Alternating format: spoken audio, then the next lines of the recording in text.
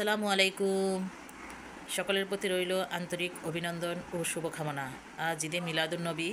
এই ঈদে মিলাদুন্নবী উপলক্ষে আমাদের নবী করিম সাল্লাল্লাহু আলাইহি ওয়াসাল্লামের প্রতি রইল অনেক অনেক ভালোবাসা এবং শ্রদ্ধা আর গভীর আন্তরিকতা। আর নবী করিম সাল্লাল্লাহু আলাইহি ওয়াসাল্লামের প্রতি রইল সহস্র দরুদ আর দোয়া অবিরত।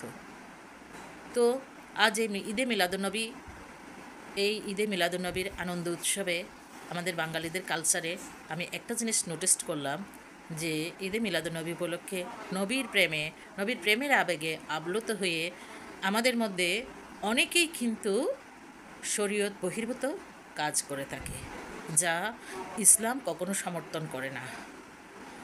যেমন আজ নবীর জন্মদিন, মৃত্যুবার্ষিকী, জন্মবার্ষিকী দুটাই একই ডেটে আমাদের নবীর।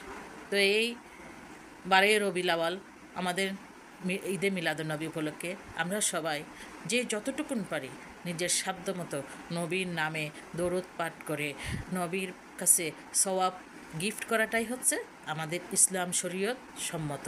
কিন্তু নবীর নামে আজ হৈহুল্লোর করা, চিৎকার করা, বিকট আওয়াজে উচ্ছ্বসিত কণ্ঠে যা ইচ্ছা তা করে হৈহুল্লোর করা, এটা কিন্তু শরীয়ত সম্মত নয়। এতে আমাদের নবী করিম সাল্লাল্লাহু আলাইহি ওয়াসাল্লাম খুশি হওয়ার পরিবর্তে অসন্তুষ্টই হন বেশি।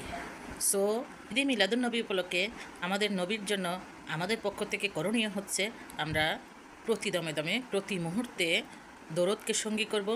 সহস্র দরুদ, যে যতটুকু পারি, যার সাধ্য, প্রত্যেকের সাধ্য মতো সহস্র দরুদ পাঠ করে আমাদের নবী করিম সাল্লাল্লাহু আলাইহি ওয়াসাল্লামের নামে ওই দরুদের সওয়াব বকশিশ করা, গিফট করা, হৈহুল্লোর করা নয়।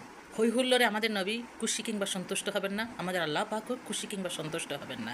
নবীর নামে দরুদ পাঠ করলে আল্লাহ পাকও আমাদের উপর সন্তুষ্ট হবেন, নবী করিম সাল্লাল্লাহু আলাইহি ওয়াসাল্লামও মানসিক শান্তি পাবেন।